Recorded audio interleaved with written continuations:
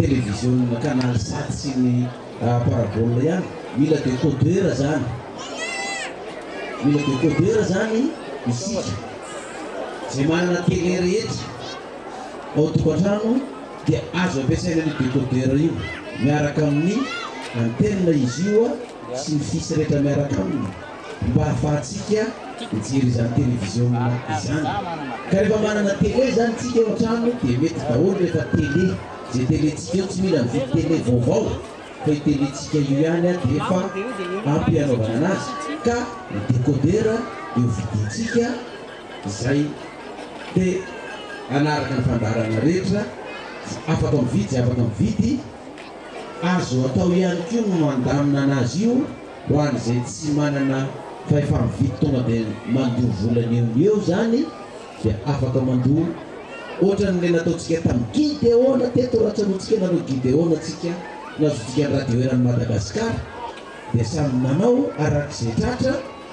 mandoa tsikelikely tao anatin'ny 70 andro nandoavana ny Gideona iritsika efa nahazo radio eran'ny Madagasikara ary tafita eran'ny tany satria fa mandeha amin'ny internet ilay radiontsika voninahit'Andriamanitra rerany dia tahak'izay koa zany ity télévision andehanantsika ty koa ho any zay manana fahefana tonga dia zay afaka mandray azy tonga dia afaka mandray fa ho an'ny izay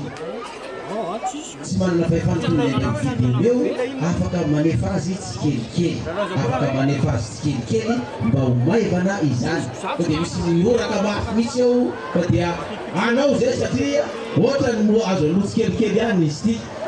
ka dia système Gideona ihany nanaovantsika anazy misy décodeur 300 ao